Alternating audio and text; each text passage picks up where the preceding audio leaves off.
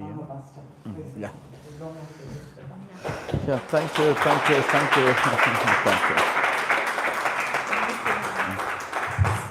எத்தனை மணிக்கு முடிக்கணும்? 7 வரைக்கும். ஓகே, 7 முடிச்சு. No worries. Praise Father. Amen. சரி. ஓகே. சரி. மத்தியில் இருக்கிறதுல ரொம்ப சந்தோஷம்.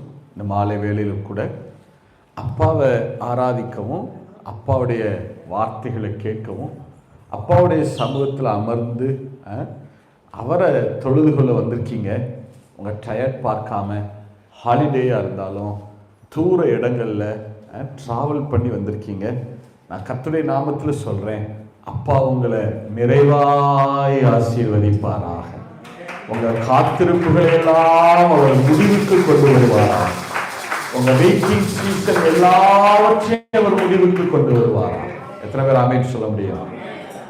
சரி, கர்த்தருடைய வார்த்தைக்கு நேராக நான் கடந்து போகலாம். நம்ம எல்லாருக்குமே ஒரு ஆசை உண்டு.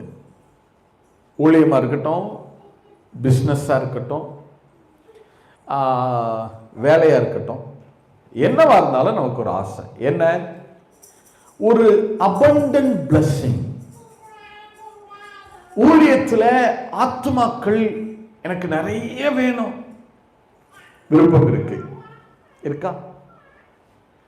எனக்கு இந்த தேசத்தில் நான் பழுகி பெருகணும், எனக்கு PR சீக்கிரமாக கிடைக்கணும், என்னுடைய ஜாப் சாட்டிஸ்ஃபேக்ஷனா இல்லை, சரியாகணும், என் பிஸ்னஸ்ல பிளஸ்ஸிங்ஸ் இருக்கு, இல்லைன்னு நான் சொல்லலை, ஆனா ஒரு abundant blessings வேணும்.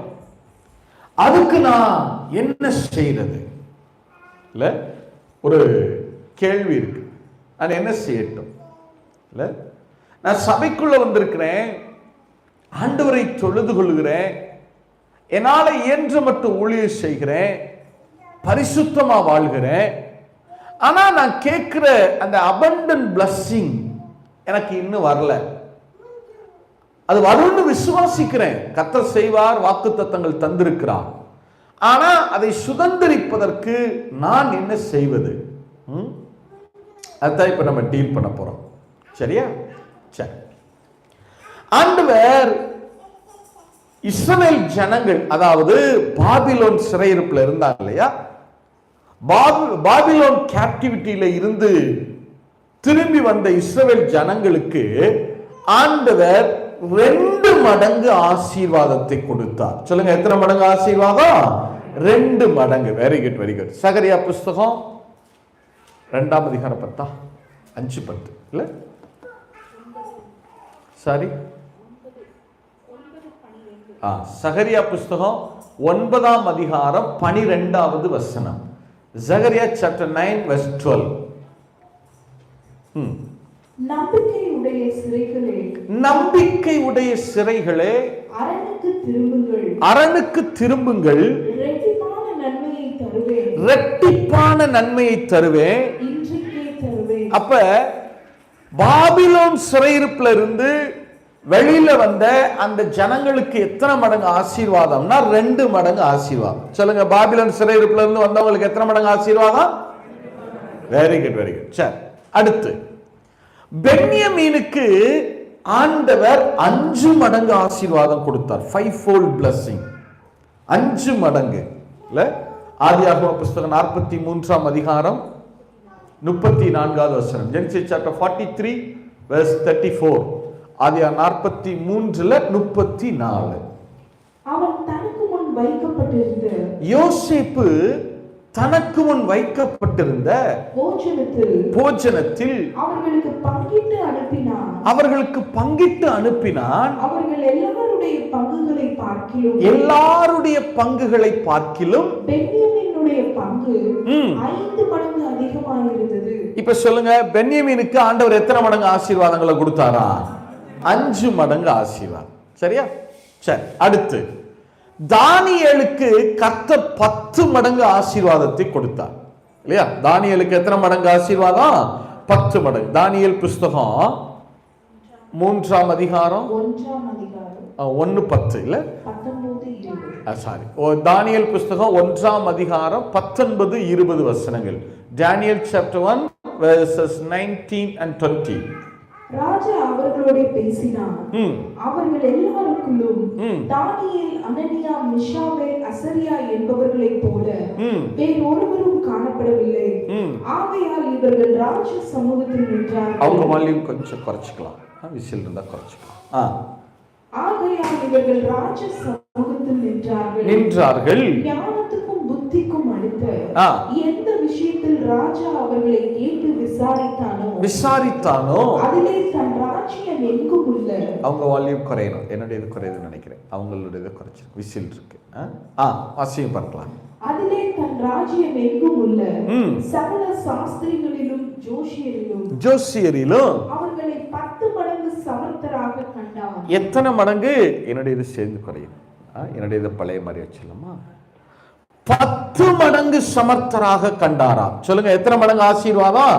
தானியேல், சாத்ராக், மேஷாக், ஆபேத்நேகோ இருக்காங்க இல்லையா? மாத்திக்கிறோம். ஓகே, சரி, மாத்தன்மா. சரி, தானியேல், சாத்ராக், மேஷாக், ஆபேத்நேகோ இருக்காங்க இல்லையா? அவர்களுக்கு எத்தனை மடங்குன்னா 10 மடங்கு ஆசீர்வாதம். சொல்லுங்க, எத்தனை மடங்கு ஆசீர்வாதம்? 10 மடங்கு. நான் திருப்பி கேட்கிறேன், பாபிலோன் சிறையிருப்புல இருந்து வந்த ஜனங்களுக்கு எத்தனை மடங்கு ஆசீர்வாதம் கொடுத்தாரு? சொல்லுங்க. நான் ஏன் உங்களை பேச வைக்கிறேன் தெரியுமா? நீங்க வாயை திறந்து பேச பேச பேசதான் இந்த செய்தியினுடைய ஆசீர்வாதம் உங்க எல்லைகள்ல பனியை போல இறங்க ஆரம்பிக்கும். சரியா? நீங்க சொல்லுங்க பார்க்கலாம். பாபிலோன் சிறையிருப்புல இருந்து திரும்பி வந்த ஜனங்களுக்கு எத்தனை மடங்கு ஆசீர்வாதம்? 2 மடங்கு. Very good. பென்யமீனுக்கு எத்தனை மடங்கு ஆசீர்வாதம்? 5 மடங்கு. Well done, super. தானியேல் உள்ளிட்ட சாத்ராக், மேஷாக், ஆபேத்நேகோ அவங்களுக்கு எத்தனை மடங்கு ஆசீர்வாதம்? 10 மடங்கு. Very good. அடுத்து ஈசாக்குக்கு ஆண்டவர் 100 மடங்கு ஆசீர்வாதத்தை கொடுத்தார் இல்லையா? ஆதியாக 24ஆம் அதிகாரம் 26-12. ஆதியாகமம் 26ஆம் அதிகாரம் 12வது வசனம். Genesis chapter 26 verse 12. ஈசாக்கு அந்த தேசத்தில் விதை விதைத்தான். கர்த்தர் அவனை ஆசீர்வதித்ததினால் அந்த வருஷத்தில் 100 மடங்கு பலன் அடைந்தான். ஈசாக்குக்கு தேவன் எத்தனை மடங்கு ஆசீர்வாதங்களை கொடுத்தாரா? 100 மடங்கு ஆசீர்வாதங்களை கொடுத்தார். சரியா? சரி, அடுத்து எகிப்து தேசத்திலிருந்து விடுதலையாக்கப்பட்ட இஸ்ரவேல் ஜனங்களுக்கு ஆண்டவர் 1000 மடங்கு ஆசீர்வாதங்களை கொடுத்தார். எத்தனை மடங்கு? 1000 மடங்கு. உபாகமம் 1:11, டியூட்ரானமி chapter 1 verse 11. நீங்கள் இப்பொழுது இருக்கிறதை பார்க்கிலும் 1000 மடங்கு அதிகமாகும்படி 1000 மடங்கு அதிகமாகும்படி உங்கள் பிதாக்களின் தேவனாகிய கர்த்தர் உங்களுக்கு சொல்லியபடியே உங்களை ஆசீர்வதிப்பாராக. இப்ப எகிப்து தேசத்திலிருந்து திரும்பி வந்த ஜனங்களை, இஸ்ரவேல் ஜனங்களை ஆண்டவர் எத்தனை மடங்கு ஆசீர்வதித்தாரா? 1000 மடங்கு ஆசீர்வாதத்தை கொடுத்தார். சரியா? எனக்கு கொஞ்சம் கூட்டலாமா? என்னுடைய இது கொஞ்சம் ஷார்ப்பு கூட்டலாமா? ட்ரிபிள் கொஞ்சம் ரொம்ப பேஸ் இருக்கிற மாதிரி த்ரோட் பிடிக்கணும். சரி, பேஸா இருக்கு கொஞ்சம். சரி, இப்போ நான் கேள்வி கேட்குறேன், எனக்கு பதில் சொல்லுங்க. யா, தேங்க்யூ, சூப்பர். நான் கேள்வி கேட்குறேன். பாபிலோன் சிறையிருப்புல இருந்து திரும்பி வந்த ஜனங்களுக்கு ஆண்டவர் எத்தனை மடங்கு ஆசீர்வாதத்தை கொடுத்தாரு? சொல்லுங்க. 2 மடங்கு. பெஞ்சமீனுக்கு எத்தனை மடங்கு ஆசீர்வாதம்? Very good, thank you. 5 மடங்கு ஆசீர்வாதம். Very good. அடுத்து தானியேல், சாத்ராக், மேஷாக், ஆபேத்நேகோவுக்கு தேவன் எத்தனை மடங்கு ஆசீர்வாதத்தை கொடுத்தாரு? 10 மடங்கு. Well done, super. அடுத்து ஈசாக்குக்கு தேவன் எத்தனை மடங்கு ஆசீர்வாதத்தை கொடுத்தாரு? 100 மடங்கு. அடுத்து எகிப்து தேசத்திலிருந்து வந்த இஸ்ரவேல் ஜனங்களை தேவன் எத்தனை மடங்கு பழுகி பெருகும்படி ஆசீர்வதித்தாரு? 1000 மடங்கு. Very good, very good. அடுத்து ஆதியாகம புஸ்தகம் 24:60 வசனம். Genesis chapter 24 verse 60. ஆதியாக 24:60 வசனம்.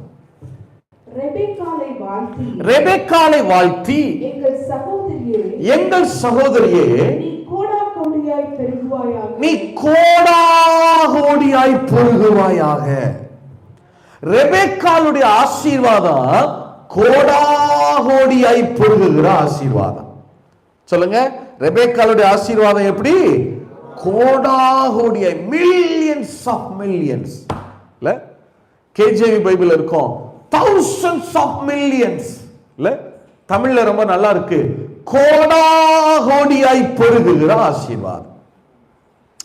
இப்ப என்ன தியானிக்க போறோம்னா, ரெபெக்காளுக்கு ஏன் கோடாகோடியாய் பெருகுகிற ஆசீர்வாதம் கொடுக்கப்பட்டது? இல்ல, அதைத்தான் இன்னைக்கு நம்ம தியானிக்க போறோம்.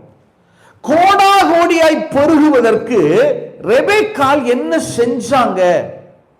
அவரிடத்துல என்ன தகுதி இருந்தது? என்ன குவாலிஃபிகேஷன் இருந்தது? அவங்க கோடாகோடியை பெருகுவதற்கு தேவன் அவர்கள் எப்படிப்பட்டவர்களாக இருக்க வேண்டும் என்று தெய்வம் விரும்பினாரு. அதைத்தான் இப்ப நம்ம தியானிக்க போறோம். சரியா? இந்த ரெபெக்காள் ஈசாக்கினுடைய மனைவி. சொல்லுங்க, யாருடைய மனைவி? ஈசாக்கினுடைய மனைவி. இந்த ரெபெக்காள் சபைக்கு அடையாளமானவர்கள். சொல்லுங்க, ரெபெக்காள் யாருக்கு அடையாளம்? சபையாகிய சரீரம் இருக்குல்ல, நம்ம சர்ச்சுக்கு அடையாளமானவர்கள். கிறிஸ்துவின் சரீரமாகிய சபைக்கு அவர்கள் சிம்பலா இருக்கிறாங்க, பிக்சரா, அடையாளமா இருக்கிறாங்க. எப்படின்னு சொன்னா, ஈசாக்கு ஆண்டவராகிய இயேசுவுக்கு அடையாளம். சொல்லுங்க, ஈசாக்கு யாருக்கு அடையாளம்? ஆண்டவராகிய இயேசுவுக்கு அடையாளம் இல்லையா? ஆபிராங்கிற பேரை ஆபிரகாம்னு கர்த்தர் மாற்றினார். யாக்கோபுங்கிற பேரை இஸ்ரவேல்னு மாற்றினார். ஆனா ஈசாக்குடைய பேரை அவர் என்ன செய்யல? மாற்றல. ஏன் மாற்றலனா, ஈசாக்கு தேவனை பொறுத்த மட்டில் அவர் பரிபூரண பலி, அவர் குமாரனுக்கு ஒப்புமையானவர், அடையாளமானவர். ஈசாக்கு பரிபூரண பலி. சொல்லுங்க, ஈசாக்கு எப்படிப்பட்ட பலி? பரிபூரண பலி. அதனாலதான் ஆண்டவர் யாருடைய பேரை மாத்தல? ஈசாக்குடைய பேரை மாத்தல. ஈசாக்கு தேவனுடைய பார்வையிலே பரிபூரணமானவர். இப்ப ஈசாக்கு தேவகுமாரனாகி இயேசுவுக்கு அடையாளமாயிருக்கிறார். அடுத்து அவருடைய மனைவியாகிய ரெபெக்காள் சபையாகிய சரீரத்துக்கு அடையாளமாக இருக்கிறார்கள். அதனாலதான் ரெபெக்காள் சபைக்கு அடையாளம். ஒரு தடவை சொல்லிருங்க, ரெபெக்காள் யாருக்கு, எதுக்கு அடையாளம்? சபைக்கு அடையாளம். அதனாலதான் சாராள் மரித்து அடக்கம் பண்ணப்பட்டது பைபிள்ல எழுதப்பட்டிருக்கிறது. ஆபிரகாமின் மனைவியாகிய சாராள் மரிச்சாங்க, அவங்க அடக்கம் பண்ணப்பட்டாங்க, அது வேதத்தில் எழுதப்பட்டிருக்கு. யாக்கோபின் மனைவியாகிய ராகேல் மரிச்சாங்க, அடக்கம் பண்ணப்பட்டாங்க, பெத்லகேம்ல எழுதப்பட்டிருக்கு. யாக்கோபின் மனைவியாகிய லேயாள் மரிச்சாங்க, அடக்கம் பண்ணப்பட்டாங்க, அது பைபிள் எழுதப்பட்டிருக்கு. ஆனா ரெபெக்காள் மரிச்சாங்க, ஆனா அத வேதத்துல என்ன செஞ்சு வைக்கல? ஆவியானவர் எழுதி வைக்கல. ஏன் எழுதி வைக்கலைன்னா, ரெபெக்காளுடைய மரணத்தை ஏன் பதிவு செய்யலைன்னா, ரெபெக்காள் சபைக்கு அடையாளமானவங்க. சபைக்கு அழிவு கிடையாது, சபையை யாராலும் அழிக்க முடியாது, பாதாளத்தின் வாசல்கள் சபையை மேற்கொள்ள முடியாது. அதனாலதான் ரெபெக்காளுடைய மரணத்தை ஆவியானவர் என்ன செய்யல? பைபிள்ல எழுதி வைக்கல.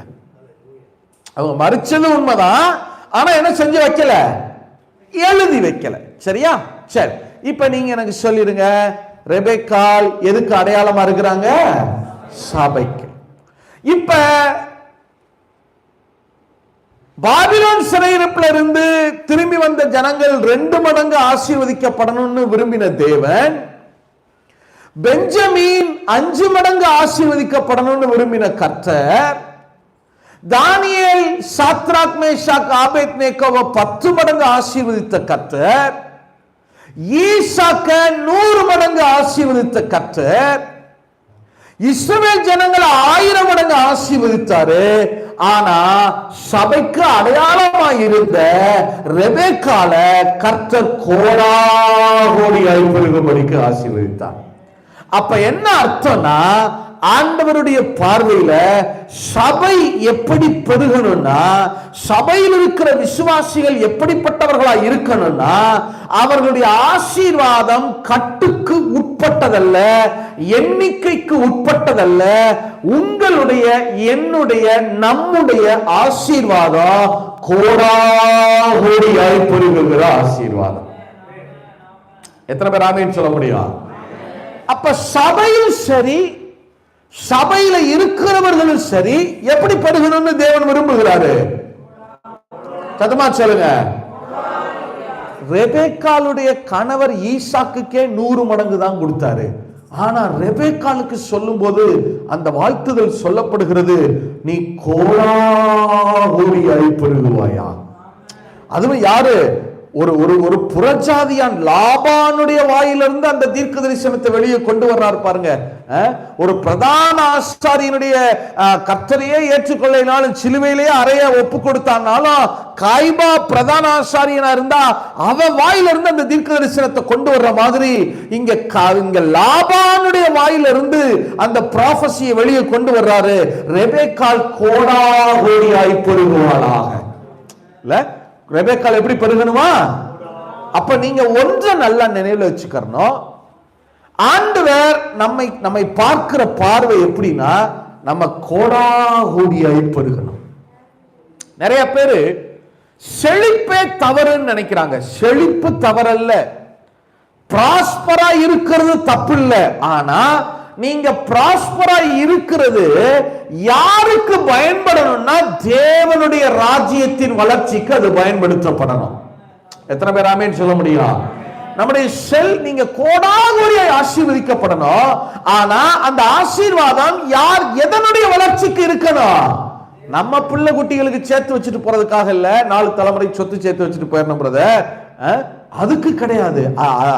அவங்களும் அந்த ஆசீர்வாதத்தை பெறலாம், அதை தப்பு சொல்லல. ஆனா அது மட்டுமே நம்முடைய நோக்கம் அல்ல, தேவனுடைய ராஜ்யம் கட்டப்பட வேண்டும். எத்தனை பேர் ஆமென் சொல்ல முடியும்? சரி, இப்ப சொல்லுங்க, தேவன் நம்மை எப்படி பழுகி பெறுகணும்னு நினைக்கிறார்? அவரு சத்தமா சத்தமா கோடாகோடியாய் பெருகணும்னு நினைக்கிறார். சரி, இப்ப கேள்வி என்னன்னா, கோடாகோடியாய் பெருகுகிற ஆசீர்வாதத்தை கொடுக்கிறதுக்கு அல்லது பெற்றுக்கொள்றதுக்கு ரெபெக்காள்கிட்ட என்ன தகுதி இருந்துச்சு? அவங்க என்ன செஞ்சாங்க? என்ன அடிப்படையில், என்ன கிரைட்டீரியா இருந்துச்சு அவங்களுக்கு இந்த பிளெஸிங்கை பெறுவதற்கு? அதான் இப்ப டீல் பண்ண போறோம். ஆதியாகம புஸ்தகம் 24வது அதிகாரம் 10 இருந்து 20 வரைக்கும். Genesis chapter 24 from the verse 10 through 20. Genesis chapter 24 10 through 20. பின்பு அந்த ஊழியக்காரன் தன் எஜமானுடைய ஒட்டகங்களில் 10 ஒட்டகங்களை தன்னுடனே கொண்டு போனான். தன் எஜமானுடைய சகலவித உச்சிதமான பொருட்களும் அவன் கையில் இருந்தன. அவன் எழுந்து புறப்பட்டு போய் மெசொப்பொத்தாமியாவிலே நாகோருடைய ஊரில் சேர்ந்து ஊருக்கு புறம்பே ஒரு தண்ணீர் துறவண்டையிலே தண்ணீர் உள்ள ஸ்திரீகள் புறப்படுகிற சாயங்கால வேளையிலே ஒட்டகங்களை மடக்கி தனக்குள்ளே சொல்லிக் கொண்டது என்னவென்றால், என் எஜமானாகிய ஆபிரகாமுக்கு தேவனாய் இருக்கிற கர்த்தாவே, இன்றைக்கு நீர் எனக்கு காரியம் சித்திக்க பண்ணி என் எஜமானாகிய ஆபிரகாமுக்கு தயவு செய்தருளும். இதோ நான் இந்த தண்ணீர் துறவண்டையிலே நிற்கிறேன். இந்த ஊராருடைய பெண்கள் தண்ணீர் கொள்ள புறப்பட்டு வருவார்களே, நான் குடிக்க உன் குடத்தை சாய்க்க வேண்டும் என்று நான் சொல்லும் போது குடி என்றும் உன் ஒட்டகங்களும் குடிக்கும்படி வார்ப்பேன் என்றும் சொல்லும் பெண்ணெகளோ, அவளே நீர் உம்முடைய ஊழியக்காரனாகிய ஈசாக்குக்கு நியமித்தவளாய் இருக்கவும் என் எஜமானுக்கு அனுக்கிரகம் செய்தீர் என்று நான் அதனாலே அறியவும் செய்தருளும் என்றான். அவன் இப்படி சொல்லி முடிக்கும் முன்னே இதோ ஆபிரகாமுடைய சகோதரனாகிய நாகோரின் மனைவி மில்காளுடைய குமாரனாய் இருக்கிற பெத்துவேலுக்கு பிறந்த ரெபெக்காள் குடத்தை தோள் மேல் வைத்துக் கொண்டு புறப்பட்டு வந்தார். அந்த பெண் மகா ரூபவதியும் புருஷனை அறியாத கனியுமாய் இருந்தார். அவள் துறவில் இறங்கி தன் குடத்தை நிரப்பிக் கொண்டு ஏறி வந்தார். அப்பொழுது அந்த ஊழியக்காரன் அவளுக்கு எதிர்கொண்டோடி, உன் குடத்தில் இருக்கிற தண்ணீரில் கொஞ்சம் குடிக்க தர வேண்டும் என்றான். அதற்கு அவள், குடியும் என் ஆண்டவனே என்று சீக்கிரத்தை தன் கையில் இறக்கி கொண்டு அவளுக்கு குடிக்க கொடுத்தார். கொடுத்த பெண் உம்முடைய ஒட்டகங்களும் குடித்து தீரும் மட்டும் அவைகளுக்கும் உண்டு வார்ப்பேன் என்று சொல்லி சீக்கிரமாய் தன் குடத்து தண்ணீரை தொட்டியிலே ஊற்றிவிட்டு இன்னும் கொண்டு வர துறவண்டையில் ஓடி அவனுடைய ஒட்டகங்களுக்கெல்லாம் கொண்டு வார்த்தார். அந்த மனிதன் அவளை குறித்து ஆச்சரியப்பட்டு கர்த்தர் தன் பிரயாணத்தை வாய்க்கப்படினாரோ இல்லையோ என்று அறிய போட்டு மௌனமாய் இருந்தான். ஒட்டகங்கள் குடித்து தீர்ந்த பின் அந்த மனிதன் 1/2 சேக்கல் எடையுள்ள பொற்காதணியையும் அவள் கைக்கு 10 சேக்கல் எடை பொன்னுள்ள 2 கடகங்களையும் எடுத்து கொடுத்து, நீ யாருடைய மகள் எனக்கு சொல்ல வேண்டும், நாங்கள் உன் தகப்பன் வீட்டில் ராத்தங்க இடம் உண்டா என்றான். இப்ப கவனி, ஆபிரகாம் என்னை கவனிங்க. ஆபிரகாம் தன் மகன் ஈசாக்குக்கு பெண்ணை ஆயத்தப்படுத்தும்படிக்கு தன்னுடைய ஊழியக்காரரை அனுப்பி வைக்கிறார், எலியேசரை அனுப்பி வைக்கிறார். யாரு? ஆபிரகாம் யாருக்கு பெண் பார்க்கிறார்? இப்ப ஈசாக்குக்கு பெண்ணை ஆயத்தம் பண்ணி அழைச்சிட்டு வரணும். சரியா? யார் அனுப்புறார்னா தன்னுடைய ஊழியக்காரனாகிய எலியேசரை அவர் அனுப்புகிறார். சரி, எலியேசர் எங்க வர்றார்னா பதான் அராம் என்கிற தேசத்திற்கு வருகிறார். பதான் அராம் அப்படின்னா நுகத்தடியின் தேசம், அடிமைத்தனத்தின் தேசம். இப்ப ஈசாக்கினுடைய மனவாட்டி எங்க வாழ்றாங்கன்னா அடிமைத்தனத்துக்குள்ள வாழ்றாங்க, நுகத்தடிக்குள்ள வாழ்றாங்க, பாவ உலகத்துக்குள்ள இருக்கிறாங்க அந்த மனவாட்டி. இப்ப ஊழியக்காரன் போய் என்ன செய்யணும்னா இந்த பாவ உலகத்துக்குள்ள வாழ்கிற மனவாட்டியை மீட்டு மணவாளன் இடத்துல ஈசாக்கு இடத்துல கொண்டு வந்து சேர்க்கணும். இதுதான் இங்க நடக்கிற சம்பவம். சரியா? ஒரு ரிப்பிட்டேஷன் கொடுக்கிறேன்.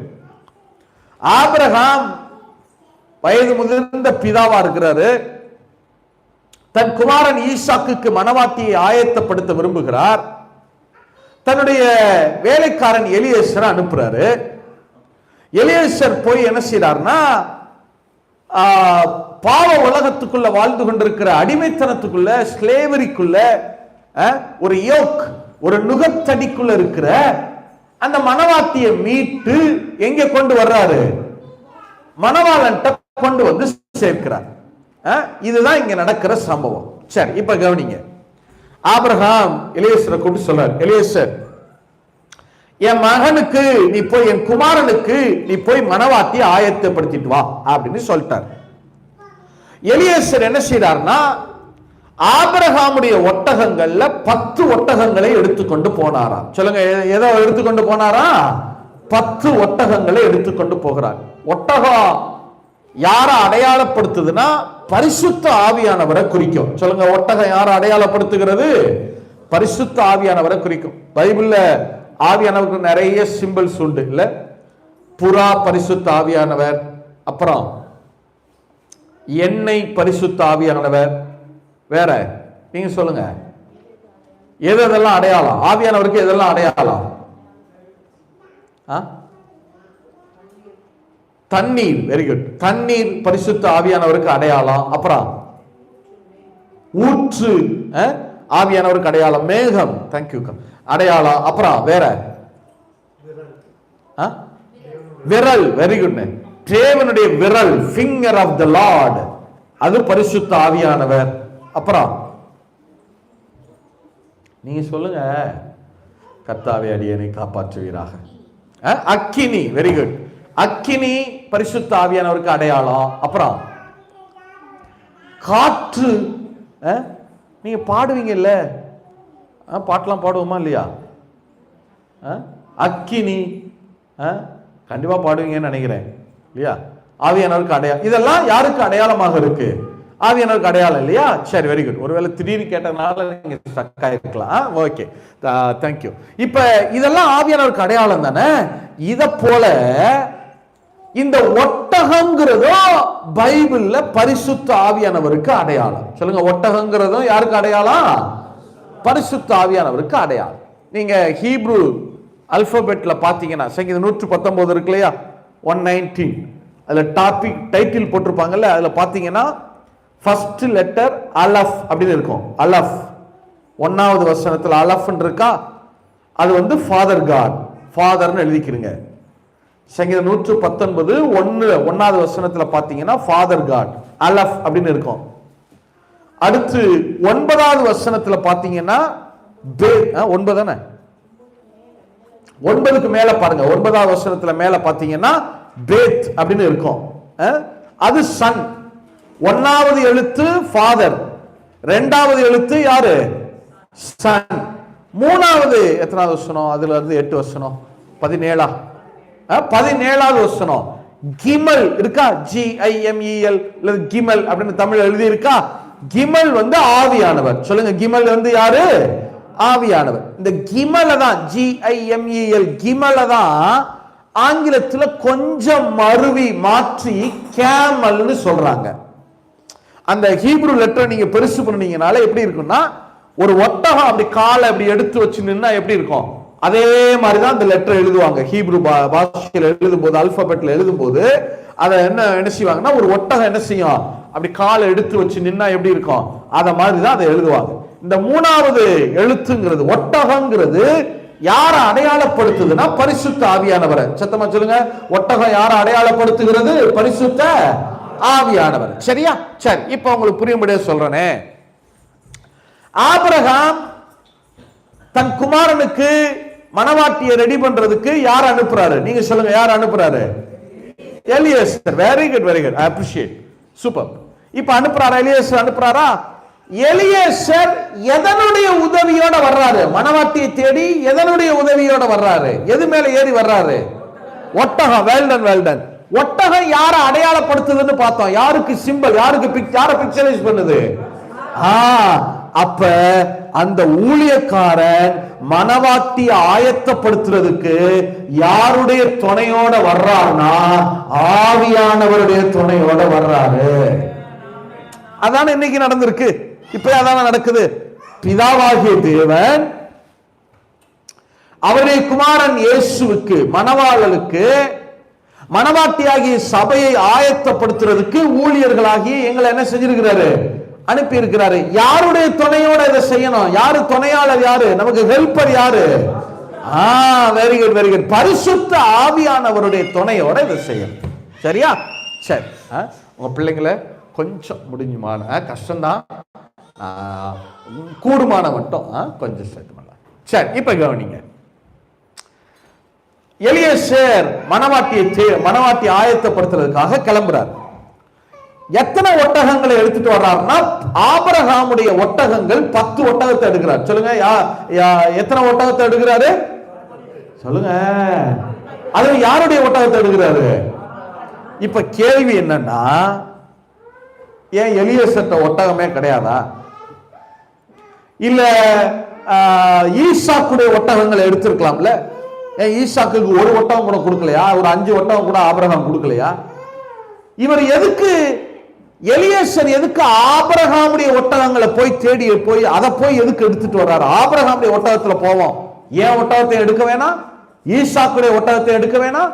வேற யாருடைய ஒட்டகமும் வேணாம்? யாருடைய ஒட்டகத்தை போய் எடுக்கணும்? ஆபிரகாமுடைய ஒட்டகத்தை போய் எடுக்கிறார் இல்லையா? ஏன் ஆபிரகாமுடைய ஒட்டகத்தை எடுக்கிறார்னா, நல்லா கவனிங்க. இப்ப இருக்கிற மாதிரி அந்த காலத்துல எல்லாம் டிராவல் வந்து அவ்வளவு பாதுகாப்பு கிடையாது இல்லையா? அந்த காலங்கள் எல்லாம் வனாந்தரத்துல, இப்ப எலியேசர் என்ன செய்யணும்? பல நாடுகளை கடந்து, டெசர்ட்டை கடந்து வனாந்தரத்துல டிராவல் ஆகணும். அப்பெல்லாம் நிறைய கொள்ளையர்கள் வந்து நிறைய இருப்பாங்க, தீவ்ஸ் வந்து நிறைய இருப்பாங்க. அப்ப அவங்க என்ன செய்வாங்கன்னா, இந்த மாதிரி பயணம் போற இடத்துல அவங்களை எல்லாம் போய் கொன்று அவங்களுடைய உடைமைகளை எல்லாம் என்ன செஞ்சுட்டு போயிடுவாங்க? எடுத்துட்டு போயிடுவாங்க. அப்ப எலியேசர் திட்டம் பண்றாரு. என்ன? ஏன் ஒட்டகத்துல போனாலும் ஆபத்து, ஈசாக்குடைய ஒட்டகத்துல போனாலும் ஆபத்து. ஆனா ஆபிரகாமுடைய ஒட்டகம் எப்படிப்பட்ட ஒட்டகம்னா, அந்த தேசத்துல இருக்கிற அத்தனை பேருக்கும் தெரியுமா, ஆபிரகாமுடைய ஒட்டகங்கள் அவ்வளவு அலங்கரிக்கப்பட்டிருக்குமா, அவ்வளவு கம்பீரமா இருக்கும் ஆபிரகாமுடைய ஒட்டகங்கள். அந்த ஒட்டகங்கள் தூரத்துல வந்தாலே தேசத்தில் இருக்கிற அத்தனை பேரும் சொல்லிடுவாங்களாம், இது வர்றது யாருடைய ஒட்டகங்கள் வருது? ஆபிரகாமுடைய ஒட்டகங்கள்னு தெரிஞ்சிடும். உடனே கொள்ளையர்கள் என்ன நினைப்பாங்களா, வர்றது சாதாரண ஆள் இல்ல, ஆபிரகாமுடைய ஒட்டகங்கள் வருது. அது மேல போய் கை வச்சோம்னா அதுக்கப்புறம் நம்ம யாரும் என்ன செய்ய முடியாது, உயிரோட தப்ப முடியாது அப்படின்னு சொல்லி யாருமே ஆபிரகாம் ஒட்டகத்துக்கு பக்கத்திலே வரமாட்டாங்களாம். இல்ல, தேவன் ஆபிரகாமுடைய ஒட்டகங்கள் அவ்வளவு கனமாய், அந்த ஒட்டகங்கள் அப்படி பயணம் வந்தாலே அந்த தேசத்துக்கே தெரியும் ஆபிரகாமுடைய ஒட்டகங்கள் வருகிறது. இல்ல, அப்ப தேவன் விசுவாசிகளின் தகப்பனாகி ஆபிரகாமை எந்த அளவு கனப்படுத்தி வச்சிருந்திருக்கார் பாருங்க. இல்ல, நம்ம ஊர்ல இந்த மெல்பர்ன்ல உங்க கார் போனாலே சொல்லிடுவாங்க, ஓ இன்னார் இந்த விசுவாசி அவர்தான், அவர் கார் போகுது அதான் போறாரு பாருங்க. அப்படி சொல்ற அளவுக்கு தேவன் ஒரு விசுவாசியை உயர்த்தி வைக்க வல்லமை உள்ளவராக இருக்கிறார். எத்தனை பேர் ஆமென் சொல்ல முடியும்? நம்முடைய பெருமைக்காக அல்ல, தேவனுடைய மகிமைக்காக. ஆபிரகாமை தேவன் அப்படி வச்சிருந்திருக்காரு. அதனாலதான் எவ்வளவு ஞானமா எலியேசர் கால்குலேட் பண்றாரு பாருங்க. நம்ம ஒட்டகத்தை எடுக்க கூடாது, யாருடைய ஒட்டகத்துல போகணும்? ஆபிரகாமுடைய ஒட்டகத்துல போனாதான் கல்வர்கள் கொள்ளைக்காரர்கள் ஒருத்தர் கூட என்ன செய்ய மாட்டாங்க, பக்கத்திலே வர மாட்டாங்க. இல்லையா? சரி, இப்ப கவனிங்க. ஆபிரகாமுடைய ஒட்டகங்கள் 10 ஒட்டகத்தை எடுத்துட்டாரு, நேரா பயணம் போறாங்க. பயணம் போய் பதானாராம் ஊருக்கு வந்துட்டாங்க. சரியா? நான் கொஞ்சம் வேகமா போறேன், நேரம் இல்ல. பதானாராமுக்கு ஊருக்கு வந்து ஊருக்கு வெளியே நிக்கிறார். சரியா? இப்ப நல்லா கவனிங்களேன். எலியேசர் நிக்கிறாரு. எலியேசருக்கு பக்கத்துல ரொம்ப அழகா அலங்கரிக்கப்பட்ட ஒரு ஒட்டகம், மணவாட்டிக்குன்னு ரெடி பண்ணப்பட்ட ஒரு ஒட்டகம். மற்ற ஒட்டகங்கள் அது அலங்காரமா இருக்கு, இதுல ஒன்னே ஒண்ணு ரொம்ப விசேஷமா என்ன செய்து அலங்கரிக்கப்பட்டிருக்கு. இங்க ஒரு ஒட்டகம் அலங்கரிக்கப்பட்டு நிக்குது. பின்னாடி எத்தனை ஒட்டகம் இருக்கு? சத்தமா சொல்லுங்க. ஆவியின் கனிகள் வரங்கள்லாம் எத்தனை தான்? Very good. இப்ப எலியேசர் பக்கத்துல ஒரே ஒரு ஒட்டகம் ரொம்ப நல்லா அலங்கரிக்கப்பட்டு மணவாட்டிக்கு ரெடியா நிக்குது. இப்ப எலியேசர் நிக்கிறார். எலியேசர் ஜெபம் பண்றாரு. என்ன ஜெபம் பண்றாரு? ஆண்டவரே, நான் இந்த இடத்துல நிக்கிறேன், இந்த ஊர்ல இருக்கிற இப்ப ஸ்திரீகள்லாம் தண்ணி எடுக்க வருவாங்க. இப்ப நான் யாராவது ஒரு பெண்ணிட்ட போய் கேட்பேன், யாராவது ஒரு பெண் இல்ல, யார் யார் வர்றாங்களோ அவங்ககிட்ட எல்லாம் போய் என்ன செய்வேன், நான் கேட்பேன், என்ன எனக்கு குடிக்கிறதுக்கு தண்ணி தான்னு நான் கேட்பேன். அப்ப அந்த பெண்ணு என்ன செய்யணும்னா எனக்கும் தண்ணி கொடுக்கணும், அடுத்து யாருக்கெல்லாம் தண்ணி கொடுக்கணும்? எத்தனை ஒட்டகம்? மொத்தம் எத்தனை ஒட்டகம்? ஒரு ஒட்டகம் நார்மலா ஒரு ஒட்டகம் ஒரு நாளைக்கு ஒரு வேளையில தண்ணி குடிச்சுச்சுன்னா 200 லிட்டர் குடிக்கும். 200 லிட்டர் தண்ணி குடிக்கும். 200 லிட்டர். உங்களுக்கு புரியும்படியா சொன்னா எப்படி சொல்றது? இங்க இருக்கான்னு எனக்கு தெரியல, இந்த தேசத்துல இருக்கான்னு தெரியல. நம்ம ஊர்ல அந்த வாட்டர் கேன் இருக்கு தெரியுமா, இவ்வளவு உயரமா இருக்கு தெரியுமா, பாத்திருக்கீங்களா? மேல கூம்பு வடிவத்துல நீளமா இருக்கும். அது 20 லிட்டர் கேன். அது எத்தனை லிட்டர்? அது 20 லிட்டர். நம்ம ஊர்ல குடம் பார்த்திருக்கீங்களா? குடம் வச்சு பார்த்திருப்பீங்கல்ல, அது அட்லீஸ்ட் அதுவாது பார்த்திருப்பீங்க இல்ல? குடம் எஸ் சொல்ல முடியுமா? உண்மைதானா? பார்த்திருக்கீங்களா? குடம் பார்த்திருப்பீங்கல்ல. ஒரு குடம் 15 லிட்டர். 20 பெரிய குடம் 20 லிட்டர்னே வச்சுக்கிறீங்களேன். ஒரு குடம் 20 லிட்டர். அப்ப 200 குடம்னா எத்தனை எத்தனை சரி 200 லிட்டர்னா எத்தனை குடம் தண்ணி? 10 குடம். சொல்லுங்க, எத்தனை குடம்? ஒரு ஒட்டகம். சாரி, கரெக்ட் தானா? கரெக்ட். ஒரு ஒட்டகம் 10 குடம் குடிச்சா 10 ஒட்டகம் எத்தனை குடம் தண்ணி குடிக்கும்? சத்தமா சொல்லுங்க. Very good. எத்தனை குடம் தண்ணி குடிக்கும்? 100 குடம் தண்ணி எடுத்து ஊத்தணும். எத்தனை குடம்? இப்ப மணவாட்டிக்கு எலியேசர் கொடுக்கிற தகுதி என்ன? எத்தனை குடம் தண்ணி ஊத்தணும்? 100 குடம். எங்க நீங்க இன்னைக்கு பொண்ணு பார்க்க போகும்போது இப்படி சொல்லி பாருங்களே, நீ 100 குடம் தண்ணி எடுத்து ஊத்துனாதா உனக்கு கல்யாணம். அந்த பொண்ணு என்ன சொல்லும்? கல்யாணமே எனக்கு வேணாம் பிரதர் சொல்லுமா? இப்பெல்லாம் ஸ்திரீகள் ரொம்ப விவரம் ஆயிட்டாங்க. வீட்டுல குடம்னு ஒண்ணு இருந்தாதானே நீ தூக்க சொல்லுவ. குடமே கிடையாது. இப்ப எல்லாம் டப்பும் பக்கெட்டு தான். முடிஞ்சா நீ என்ன செய்ய, தூக்கு. உண்மைதானா? அம்மா வீட்டுல கொடுத்த சீர் கொடுத்த குடம்லாம் சாக்கு பையில சுத்தி எங்க சென்னுச்சு மேல இருக்கு. இந்தியாவில வச்சுட்டு வந்திருப்பீங்க, கண்டிப்பா வச்சிருப்பீங்க இல்ல? உண்மைதானா? 100 குடம் தண்ணி எடுத்து இது சாத்தியமா? எவ்வளவுதான் ரெபெக்காள் பலசாலியா இருந்தாலும் ஒரே நேரத்தில் அட் அ டைம்ல ஒரே ஸ்ட்ரெச் அவுட்ல 100 குடம் தண்ணி எடுத்து அவளால ஊற்ற முடியுமா? இப்ப இவர் என்ன தகுதி சொல்றாரு சொல்லுங்க? நான் எனக்கு தண்ணி கொடுன்னு கேட்பேன். நீங்க சொல்லுங்க, எனக்கு தண்ணி கொடுன்னு கேட்பேன். அவ எனக்கும் தண்ணி கொடுக்கணும். அடுத்து யாருக்கெல்லாம் தண்ணி கொடுக்கணும் சொல்லுங்க? அப்படியா சொன்னாரு? இப்ப இப்படி சொன்னா ஆதியா, இப்ப எலியேசர் நிக்கிறார், அவர் பக்கத்துல அழகாக அலங்கரிக்கப்பட்ட ஒரு ஒட்டகம் நிக்குது. அந்த ஒட்டகம் யாருக்கு அடையாளம்? சத்தமா சொல்லுங்க, யாருக்கு அடையாளம்? பரிசுத்த. இப்ப எலியேசர் கேட்கிறார், ஆவியானவரே, அந்த பொண்ணு 100 குடம் தண்ணி எடுத்து ஊத்துனா அவதான் பொண்ணு. இப்ப ஆவியானவர் எலியேசரை பார்த்து என்ன சொல்லிருப்பாரு? நீ பொண்ணை கூட்டிட்டு போற வந்திருக்கியா, இல்ல இங்கேயா ஆளை காலி பண்றதுக்கு வந்திருக்கியா? உண்மை என்னன்னா, நம்ம நம்ம நம்ம என்ன நினைக்கிறோம்னா, 100 குடம் தண்ணி எடுத்து கொடுத்து முடிக்கிறவள் தான், இந்த வேலையை செய்கிறவள் தான் பெண்ணு. அப்படி சொல்லல வசனம். அதை வாசிங்க. எத்தனை வசனம்? 14 verse 14. Genesis chapter 24:14. ஆதியாகமம் 24:14. Genesis chapter 24 verse 14. எல்லாரும் சேர்ந்து வாசிங்க பார்க்கலாம். சீக்கிரம் வாசிங்க. ஆதியாகமம் 24:14.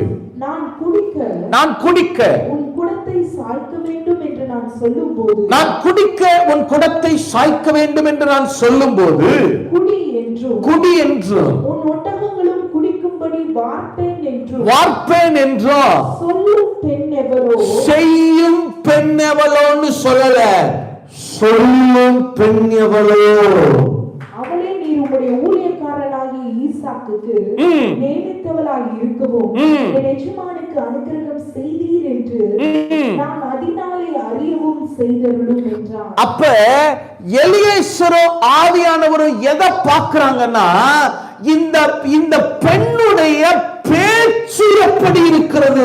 சொல்லும் பெண்ணெவளோ, செய்யும் பெண்ணெவளோ இல்ல, சொல்லும் பெண்ணெவளோ இல்ல. எலியேசர் எதை பார்க்கிறார்னா, இவ பேச்சு எப்படி இருக்கிறது, இவ சொல்லு எப்படி இருக்கிறது, என்ன செய்யறாங்கிறது அப்புறம், அது இரண்டாவது. என்ன செய்கிறா, செய்ய முடியுமா, செய்வாளா, அது அப்புறம். முதல்ல இந்த மணவாளனுக்கு, எலியேசரை பாருங்க, என் குமார், என்னுடைய எஜமானுடைய மணவாளனுக்கு வரப்போகிற மணவாட்டி எதுல வல்லவளாக இருக்க வேண்டும் தெரியுமா?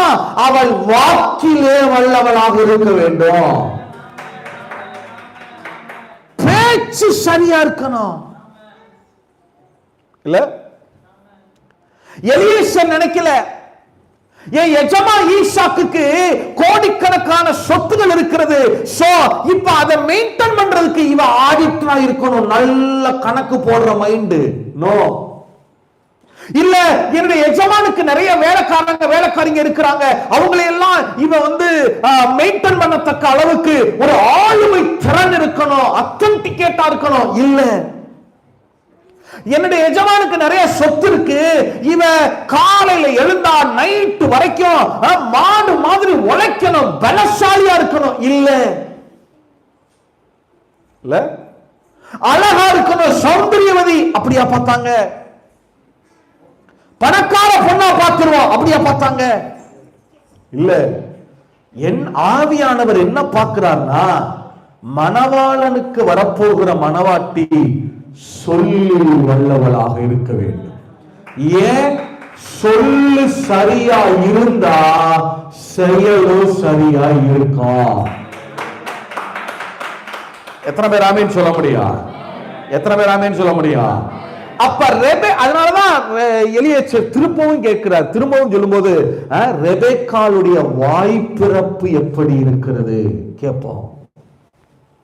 இல்ல, சொல்லும் பெண்ணவளோ. நம்ம என்ன நினைக்கிறோம்னா, மணவாட்டியினுடைய தகுதி என்ன செய்கிறாள், என்ன செய்கிறாள், என்ன செய்கிறாள், எதை கவனிக்கிறது இல்லைன்னா என்ன பேசுகிறாள். நம்ம சக விசுவாசிகளை என்ன நினைக்கிறோம்னா, சக ஊழியர்களை எப்படி பார்க்கிறோம்னா, இவங்க என்ன செய்றாங்க, என்ன ஜெபிக்கிறாங்க. ஜெபம் முக்கியம், நான் வேணான்னு சொல்லல. வேத வாசிப்பு முக்கியம், நான் வேணான்னு சொல்லல. நீங்க தப்பா ரிவர்ஸா புரிஞ்சிடக்கூடாது. இதெல்லாம் அவசியம். ஆனா இதெல்லாம் செய்வதற்கு முன்பாக முதல்ல எது முக்கியம்னா, சபை கிட்ட ஆவியானவர் எதிர்பார்ப்பது என்னன்னா, முதல்ல நீ எப்படி பேசுற, உன் பேச்சு எப்படி இருக்கு.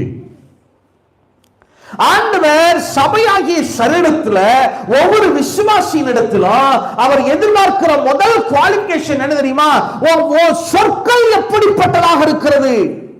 நாம நெகட்டிவாவே பேசி, எதிர்மறையாகவே பேசி, சொற்களிலேயே விழுந்து போகிறோமா? என்ன காரியத்தை நம்ம செய்கிறோங்கிறது இரண்டாவது. முதல்ல சொல்லு சரியா இருக்கணும். இல்ல, நம்ம எல்லாவற்றிலும் கவனமா இருப்போம். எதுல? டிரெஸ்ல கவனமா இருப்போம், நகையில கவனமா இருப்போம், ஜபத்துல கவனமா இருப்போம், வேத வாசிப்புல கவனமா இருப்போம், உபவாசத்துல கவனமா இருப்போம். எல்லாம் சரியா இருக்கும். ஆனா எது சரியா இருக்காது? சொல்லு, பேச்சு. இல்ல பிரதர் சிஸ்டர், நல்ல நினைவில் வச்சுக்கிறீங்க. நமக்கு கோடாகோடியை பெருக வேண்டும் என்கிற ஆசை இருக்கிறது, விருப்பம் இருக்கிறது, தவறல்ல. அது தேவனுடைய சித்தம், தேவனுடைய அழைப்பு. அதுதான் சபையுடைய ஆசீர்வாதமே கோடாகோடியை பெருகுகிற ஆசீர்வாதம். ஆனா ஏன் சபையால கோடாகோடியை பெருக முடியல? ஏன் சபையில் இருக்கிறவர்களால கோடாகோடியான ஆசீர்வாதங்களை பெற முடியலன்னா, ஏன் பெற முடியல? காரணம் என்ன தெரியுமா? எது சரியா இல்லைன்னு அர்த்தம். சொல்லு சரியா இல்லை, பேச்சு சரியா இல்லை. என்னத்தையாவது பேசுறோம், யோசிக்கிறதை எல்லாம் டெலிவர் பண்றோம், எதையுமே கட்டுப்படுத்துறது இல்ல. ரெபெக்காள் எதுல வல்லவளா இருந்தாலோ இல்லையோ, அவள் சொல்லிலே வல்லவளாக இருந்தாள். எத்தனை பேர் ஆமென் சொல்ல முடியும்? எத்தனை பேர் ஆமென் சொல்ல முடியும்? லூக்கா புத்தகம் 24ஆம் அதிகாரம் 19வது வசனம். Luke chapter 24 verse 19. அவர் எவைகளை என்றார், அதற்கு அவர்கள் எம்மாவு சீஷர்கள்ட்ட ஆண்டவர் பேசுகிறார். பேசிக்கொண்டு போகிற போது அவங்க இயேசுவை குறித்து பேசிட்டு இருக்காங்க. இயேசு இப்ப நடந்து போகிறார் அவர்களோட. இயேசு அவர்களோட நடந்து போகிறார். நடந்து போகும்போது அவங்க என்ன பேசுறீங்க அப்படின்னு கேட்கிறார். அதுக்கு அவங்க சொல்றாங்க, என்ன சொல்றாங்க? திருப்பி வாசிங்க. எவைகள் என்றார், அதற்கு அவர்கள் நசரேயனாகிய இயேசுவை குறித்தவைகளே. அவர் தேவனுக்கு முன்பாகவோ ஜனங்கள் எல்லாருக்கும் முன்பாகவோ செய்கையிலும் வாக்கிலோ. தமிழ்ல டிரான்ஸ்லேஷன்ல செய்கையை முன்னாடி போட்டாங்க. ஆனா நீங்க பொது மொழிபெயர்ப்பு ERV பைபிள் எல்லாம் வாசிச்சீங்கன்னா, தமிழ் ERV எல்லாம் வாசிச்சீங்கன்னா ரொம்ப கரெக்டா இருக்கும். இதே வசனத்தை பொது மொழிபெயர்ப்புல ERV வாசிங்களே. இதே வசனத்தை லூக்கா புத்தகம் 24ஆம் அதிகாரம் 19வது வசனம். பொது மொழிபெயர்ப்புல கவனிங்களே. அதற்கு அவர் அவர்களிடம் என்ன நிகழ்ந்தது, என்ன நடந்தது என்று கேட்டார். அவர்கள் அவரிடம் நாசரேத்தை சேர்ந்த இயேசுவை பற்றி தான் பேசுகிறோம். அவர் கடவுளுக்கும் மக்கள் எல்லாருக்கும் முன்பாக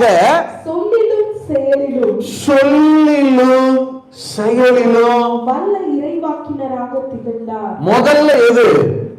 சொல்லு. அப்புறம் தான் எது? செயல்.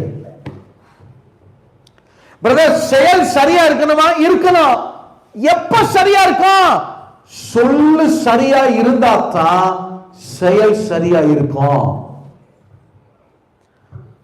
நம்ம நிறைய நேரங்கள்ல நம்முடைய செயல்களை மாற்ற நம்ம நினைக்கிறோம், தீர்மானம் எடுக்கிறோம். ஆனா எதை மாற்ற மாட்டேங்கிறோம்? சொல்ல மாற்ற மாட்டோம். ERV பைபிள் வாசிங்க. அவர்களை நோக்கி இயேசு எதை குறித்து பேசிக் கொண்டிருக்கிறீர்கள் என்றார். அம்மனிதர்கள் அவரை நோக்கி நாசரேத்தில் இருந்த இயேசுவை குறித்து பேசுகிறோம். அவர் ஒரு பெரிய தீர்க்கதரிசி. தேவனுக்கும் மக்களுக்கும் முன்பாக அவர் ஒரு பெரிய தீர்க்கதரிசியாக இருந்தார். அவர் பல ஆற்றல் மிக்க காரியங்களை சொல்லியும் செய்தும் வந்திருக்கிறார். முதல்ல செயலா சொல்லா? சத்தமா சொல்லுங்க. அப்ப செயல் சரியா இருக்கணும்னா முதல்ல எது சரியா இருக்கணும்? சொல்லு சரியா இருக்கு. ஆனா பிரச்சனை என்னது? அது நல்ல கவனிங்கள. வசனம் சொல்லுது, தேவனுக்கு முன்பாகவும் மக்கள் அனைவருக்கு முன்பாகவும். தேவனிடத்தில் பேசுகிற போது சொல்லு சரியா பேசுறாரா, மக்கள்கிட்ட பேசும்போது சரியா பேசுறாரா? இதுல நம்ம எப்படி இருப்போம் தெரியுமா? விசுவாசிகள்கிட்ட பேசும்போதெல்லாம் ரொம்ப கரெக்டா பேசுவோம். பிரதர் ஸ்தோத்திரம் பிரதர், நல்லா இருக்கீங்களா brother, god bless you brother, how are you brother, ரொம்ப சூப்பரா பேசுவோம். ஆனா உங்களுக்குன்னு சில நபர்கள் வச்சிருப்பீங்கல்ல, சில ஃப்ரெண்ட்ஸ் வச்சிருப்பீங்கல்ல, உங்களுக்குன்னு சில நெருங்கின நண்பர்கள் வட்டம் வச்சிருப்பீங்கல்ல. உங்க மொபைல் கான்டாக்ட் எடுத்து பாருங்க, தெரியும் யார்கிட்ட நிறைய நேரம் பேசுறீங்கன்னு கொஞ்சம் செக் பண்ணி பாருங்களேன். அவங்க கிட்ட பேசும்போது மட்டும் வரைமுறையே இல்லாம பேசுவோம், எல்லாமே பேசுவோம். பாலிடிக்ஸ்ல ஆரம்பிச்சு சினிமால ஆரம்பிச்சு என்னென்ன பேசணும்னு தோணுதோ எல்லாவற்றையுமே நம்ம என்ன செய்வோம்? டெலிவர் பண்ணுவோம். இல்ல நான் சொல்றது, நீங்க விசுவாசிகள்கிட்ட பேசுறப்ப, ஊழியக்காரர்கள்ட்ட பேசுறப்ப அங்க ஒரு விதமா பேசுவோம், அங்க ஒரு டோன் இருக்கும், ஒரு மாடுலேஷன் இருக்கும், அதெல்லாம் வேற.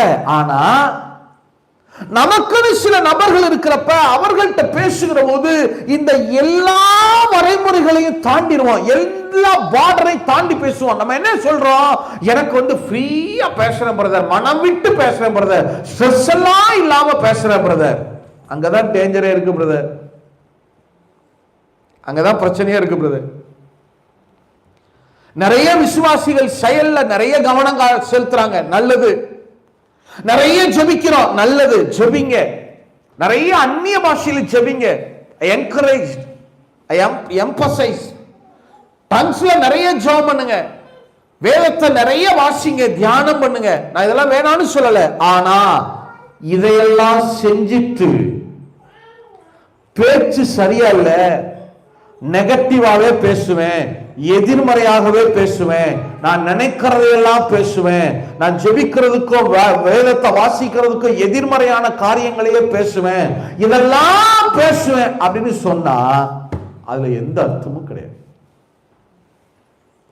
இது நிறைய பேர் சொல்றது என்ன தெரியுமா? பிரதர் என் பேச்சே இப்படிதான் பிரதர், அப்ப வாழ்க்கையும் அப்படித்தான் இருக்கும். பாத்துறீங்களா என்ன சொல்றது? ஏன் பேச்சே அப்படிதான் பிரதர், அப்ப வாழ்க்கையும் அப்படித்தான். பிரதர் சிஸ்டர், ஆண்டவர் ரொம்ப சிம்பிளான விஷயம். நம்ம வந்து ஆசீர்வாதத்திற்கான வழி எங்கோ இருக்கிறதுன்னு சொல்லி என்ன செய்யறோம்? 7 கடல் தாண்டி 7 மலை தாண்டி எங்கோ இருக்கு நினைச்சிட்டு இருக்கோம். எங்கேயும் இல்ல பிரதர், உங்க வாயில தான் இருக்கு. அதனாலதான் வேதம் சொல்லுது, மரணமும் ஜீவனும் நாவின் அதிகாரத்தில் வைக்கப்பட்டிருக்கிறது. நீங்க என்ன பேசுறீங்கன்னு கவனிங்க. இல்ல சரி, இப்ப சொல்லுங்க, ரெபேக்கால்ட்ட ஆவியானவர் எதிர்பார்த்த குவாலிஃபிகேஷன் என்ன? எது சரியா இருக்கணும்னு நினைச்சாரு அவரு?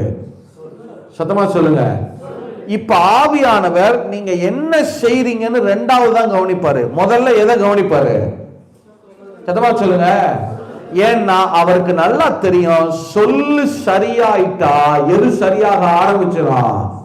செயல் சரியாக ஆரம்பிச்சிடும். சொல்லையே பிரச்சனை இருக்கு. நான் எதிர்மறையான காரியங்களையே தான் பேசுவேன், நெகட்டிவான காரியங்களையே தான் பேசுவேன், கேட்டா என் பேச்சை இப்படித்தான் தான் சொல்லுவேன். ஆனா என் வாழ்க்கை சரியா இருக்கணும் பிரதர், தோத்திரம் பிரதர், அல்லேலூயா பிரதர், ஆண்டவர் ஆசீர்வாதம் பிரதர், அப்படியே கை வச்சு எனக்கு ப்ராஃபஸி இருக்கு பிரதர், தீர்க்க தரிசனம் இருக்கு பிரதர். உங்க வாய் சரியாகாம எதுவுமே நடக்காது பிரதர். இல்ல நீங்க கோச்சிக்கிற கூடாது, என்னடா முதல்ல வந்துட்டே இப்படி சொல்றாருன்னு. எனக்கு வேற வழி கிடையாது. ஏன்னா ஒரு ஒரு ஒரு ஒரு வாக்குத்தத்தமான வசனத்தை எடுத்து சூப்பரான பிரசங்கம் அப்படின்னு உங்களை சொல்ல வைக்கிறதானா கண்டிப்பா ஆவியானுடைய கிருபையினால, என்னால இல்லைனாலும் கிருபையினால கண்டிப்பா முடியும். ஆனா உங்க வார்த்தை மாறல, வாழ்க்கை மாறாது.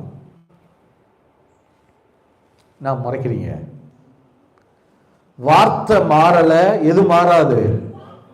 நீங்க நல்ல நினைவில் வச்சுக்கிறீங்க. ஆஸ்திரேலிய தேசத்துல இருக்கிறதுனாலயோ சிட்டிசன்ஷிப் கிடைச்சதுனாலயோ எந்த ராஜ்யமும் உங்களை காப்பாற்றி விட முடியாது. உலகத்தின் சூழ்நிலை அதுதான். தேவனுடைய ராஜ்யம் ஒரு மனுஷனை பாதுகாக்கலைனா, உண்மைதானா?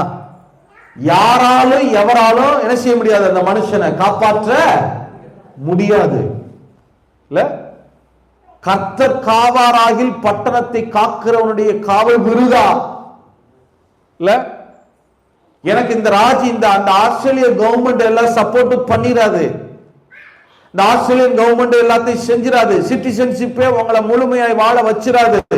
தேவனுடைய ராஜ்யம் ஒரு மனுஷனுக்கு ஒன்றை கொடுக்கலைன்னா எந்த நன்மையான ஈவும் எந்த நன்மையான வரமும் யாரிடத்திலிருந்து இறங்கி வருகிறதா? ஜோதிகளின் பிதாவாகிய தேவனிடத்திலிருந்து இறங்கி வருகிறது.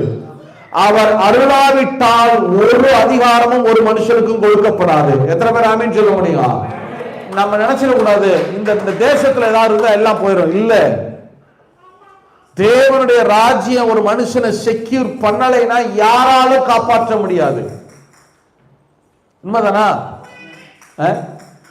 அப்ப முதல்ல தயவு செய்து ஆண்டவர்கிட்ட கேளுங்க, என் சொல்ல நான் சரி பண்ணணும். தாவீது ஒரு மகா சக்கரவர்த்தி, இல்ல, ஒரு மகா சக்கரவர்த்தி. அவர் கேட்கும் போது சொல்றாரு, அவர்கிட்ட என்ன இல்லைன்னு நினைக்கிறீங்க? அவர்கிட்ட என்ன இல்லை? பொண்ணு இருக்கு, பொருள் இருக்கு, வெள்ளி இருக்கு, செல்வம், பல தேசங்களுக்கு அதிபதியாக இருக்கிறார் தாவீது. சேவகர்கள் இருக்கிறாங்க, பெரிய படைகள் இருக்கு, என்ன சொன்னாலும் நடக்கும். ஆனா அவர் ஆண்டவர்கிட்ட போய் கேட்கிற கேள்வி, எனக்கு ஒரு பெட்டிஷன் கேட்கிறாரு. என்ன தெரியுமா? ஆண்டவரே, என் வாய்க்கு காவல் வையும். எனக்கு தெரியும் இது எல்லாம் இருக்குன்னு எல்லாரும் நினைக்கிறாங்க. தாவீதுக்கு சொத்து இருக்கு. எத்தனை வருஷம்? சங்கீதம் 141:3 வாசிங்க. Psalms 141 verse 3. சங்கீதம் 141:3. கர்த்தாவே, என் வாய்க்கு காவல் வையும், என் வாய்க்கு காவல் வையும், என் உதடுகளின் வாசலை காத்துக்கொள்ளும். எல்லாரும் நினைக்கிறாங்க, ஆண்டவரே நான் ராஜா, எனக்கு சொத்து இருக்கு, எனக்கு அதிகாரம் இருக்கிறது, என்னிடத்துல பணம் இருக்கிறது, ஆள்பலம் இருக்கு, அதிகார பலம் இருக்கு, பண பலம் இருக்கு, எல்லாம் இருக்கு நினைக்கிறாங்க. ஆனா எனக்குத்தான் தெரியும் ஆண்டவரே, நீங்க எனக்கு கற்றுக் கொடுத்திருக்கீங்க, என் வாய் சரியா இல்லைனா இது எதுவுமே நிக்காது. இல்ல, அவர் கேட்கிறார் பாருங்க, ஒரு மகா சக்கரவர்த்திக்கு என்ன இல்லை? அவர் போய் ஆண்டவர்கிட்ட என்ன கேட்கணும்னு நினைக்கிறீங்க? நமக்காவது ஒரு தேசத்துல சிட்டிசன்ஷிப் தான் கொடுத்திருக்காங்க. அவர் சிட்டிசன்ஷிப் கிடையாது, அவர் தான் king, king of the king. ராஜாக்களுக்கெல்லாம் ராஜா அவரு, மகா சக்கரவர்த்தி, பல தேசங்களை கட்டி ஆண்ட மனுஷன். அவர் சொல்றாரு, ஆண்டவரே எனக்கு ஒரு காரியத்தை செஞ்சு கொடுங்க, இது எல்லாம் இருக்குன்னு எல்லாரும் நினைக்கிறாங்க, இருக்குதான். ஆனா இது எல்லாம் கெட்டு போகாம இருக்கணும்னா, இதெல்லாம் நான் இழந்து போகாம இருக்கணும்னா எனக்கு ஒரு காரியத்துல எனக்கு காவல் வைங்க. என் சொத்துக்கு காவல் வைங்கன்னு கேட்கல, என் பணத்தை செக்யூர் பண்ணி கொடுங்கன்னு கேட்கல, எனக்கு இருக்கிற பொண்ணையும் பொருளையும் காப்பாத்தி கொடுங்கன்னு கேட்கல. இது எல்லாம் இருந்தாலும் சரி இல்லைனாலும் சரி, இதெல்லாம் நான் திரும்ப சம்பாதிச்ச முடியும். ஆனா ஒண்ணே ஒண்ணு, என் வாய்க்கு காவல் வையும். இல்ல, அவர் என்ன கேட்டிருக்கணும்? ஆண்டவரே, ஒரு 2 லட்சம் தாளந்து வச்சிருக்கிறேன், யாராவது 4 தூடுதலை இறக்கி அதை பார்த்துக்குங்க, எவனாவது எடுத்துட்டு போயிடப்படாது. எனக்கு இந்த தேசத்தெல்லாம் நீங்க அடிமைகளா கொடுத்திருக்கீங்க, இத்தனை தேசங்கள் இருக்கு, அவங்கெல்லாம் எனக்கு கீழே இருக்கணும் ஆண்டவரே. எப்படியாவது எல்லா தேசத்திலையும் ஒரு ஆளை போய் நிறுத்துங்க, ஒரு தூதனை நிறுத்தி வச்சிருங்க ஆண்டவரே. எனக்கு விரோதமாய் ஒருவனும் எழும்பாமல் கர்த்தர் பார்த்துக் கொள்ளும் ஆண்டவரே, பாதுகாப்பு கொடுப்பீராக என் தேசத்து. அதெல்லாம் கேட்கல. அவர் கேட்கிறாரு, இது எல்லாத்தையும் விட ரொம்ப சீரியஸானது எதுன்னு எனக்கு தெரியும் ஆண்டவரே, என் வாய்க்கு காவல் வையும், என் வாய்க்கு காவல் வையும்.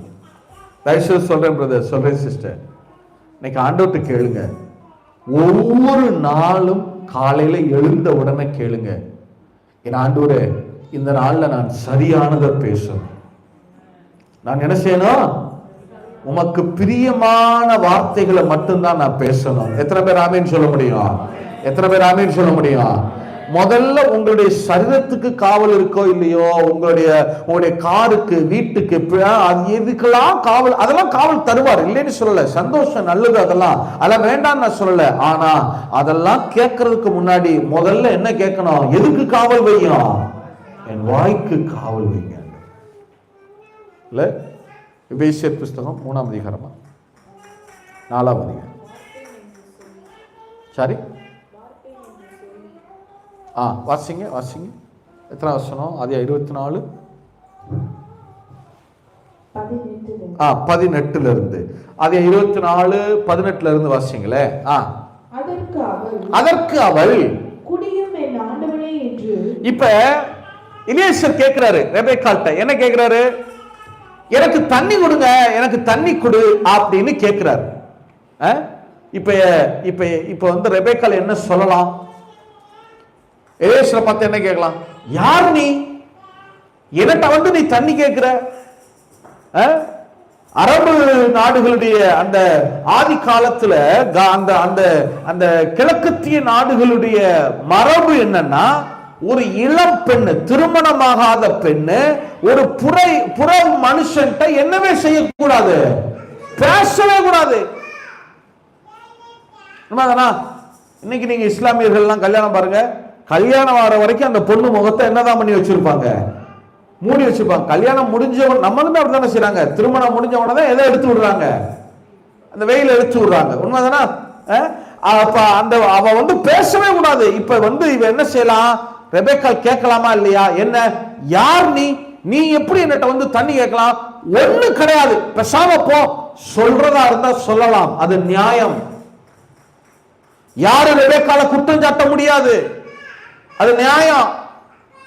நம்ம என்ன சொல்றோம் நிறைய நேரங்கள்ல? நான் சொல்றது நியாயம் தானே, நான் பேசுவேன். பாத்தீங்களா? இல்ல, நாம் என்ன செய்வோம்னா நம்முடைய நியாயத்தை காண்பிக்க நிறைய பேசுவோம். நான் சொல்றது தப்பே இல்லையே. பிரதர், சிஸ்டர், ரெபெக்காள் நினைச்சா அது பேசலாம், தப்பே இல்லது. ஆனா அவ பேசல. உண்மைதானா? நம்ம என்ன நினைப்போம்னா, நம்ம இப்பெல்லாம் என்னன்னா, நான் பேசாம இருப்பேன் பிரதர், ஆனா என்னை யாராவது தொட்டீங்க, என்னை தொட்ட நீ சொல்லுங்க, கரெக்டா சொல்லிய பாருங்க. பிரதர், நான் சொன்னது நியாயம் தானே பிரதர்? பிரதர், நான் பேசுறது தப்பா பிரதர்? நான் சொல்ற பாயிண்ட நீங்க பாருங்க பிரதர். இல்ல பிரதர், சிஸ்டர், நீங்க சொல்றது சரியாவே இருக்கலாம், ஆனா அதை சொல்றதுனால உங்களுக்கு ஒரு பெரிய மேன்மையோ மகிமையோ வந்துட போறது இல்ல. நீங்க எப்படி வார்த்தைகளை கையாளுகிறீங்கிறத வச்சுதான் உங்களுடைய ஆசீர்வாதமே இருக்கிறது. நீங்க எபேசியர் புத்தகம்லாம் எடுத்து வாசிச்சு பாருங்க. அதற்கு அவள் குடியும் என் ஆண்டவனே என்று சீக்கிரமாய் குடத்தை தன் கையில் இறக்கிக் கொண்டு அவனுக்கு குடிக்க கொடுத்தாள். கொடுத்த பின் உம்முடைய ஒட்டகங்களும் குடித்து தீரும் மட்டும் அவைகளுக்கும் மொண்டு வார்ப்பேன் என்று சொல்லி, வார்ப்பேன் என்று சொல்லுங்க, வார்ப்பேன் என்று சத்தமா சொல்லுங்க, வார்ப்பேன் என்று.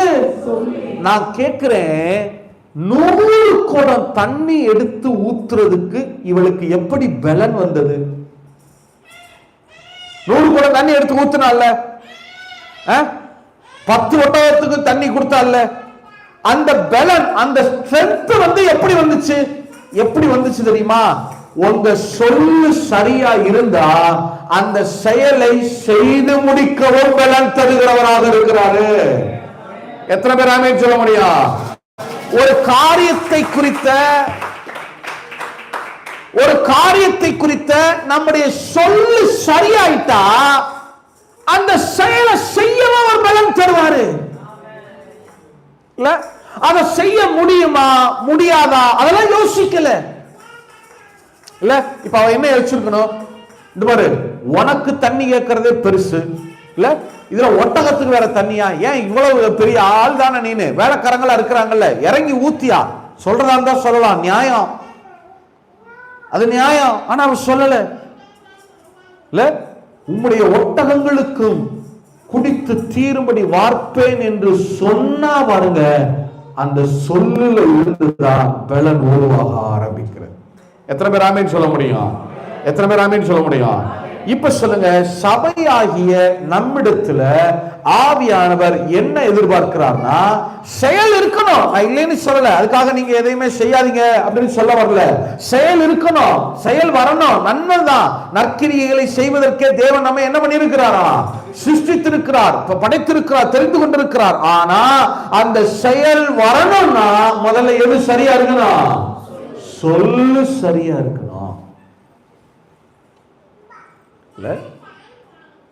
பிரதர் சிஸ்டர், பேசுகிறதுக்கு தாமதப்படுங்க, வார்த்தைகளை சொல்லுகிறதுக்கு என்ன படுங்க? கேட்கிறதுக்கு தீவிரமா இருங்க, ஆனா சொல்றதுக்கு என்னவா இருங்க? தாமதமா இருங்க. இன்னைக்கு ஒரு தீர்மானம் எடுங்க, ஆண்டவர்கிட்ட கேளுங்க, ஆண்டவரே என் வாய்க்கு காவல் வை. என் வாய்க்கு என்ன வையும்? இயேசுவை குறித்து எம்மாவு சீஷர்கள் இயேசு மரித்து உயிர் தெழுந்த பிறகு ரெண்டே காரியம் தான் சொல்றாங்க, அவர் சொல்லிலும் செயலிலும் வல்லவராயிருந்தார். இல்ல, செயல் இல்ல, முதல்ல எழுதான். சத்தமா அவர் வார்த்தையான தேவன். முதல்ல எது சரியா இருக்கணும்ன்றாரு? சொல்லு. சத்தமா சொல்லுங்க, எது சரியா இருக்கணும்? அப்ப ரெபெக்காள் கோடா கோடியாய் பெருகுகிற ஆசீர்வாதம் எதுல உண்டாகிறதுனா சொல்லுலதான் உண்டாகிறது. சொல்லுங்க, எதுல உண்டாகிறது?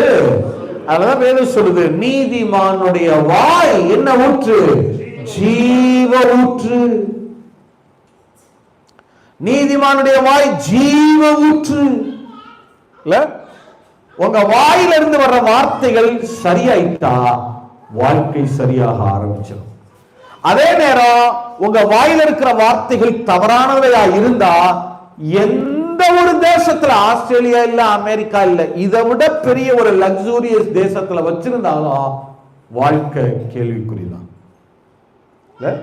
வாழ்க்கை கேள்வி. நீங்க வேதம் முழுவதும் வச்சு பாருங்க, எல்லா மனிதர்கள், எல்லா தேவ மனிதர்களும் எதுல கவனமா இருந்தாங்க தெரியுமா?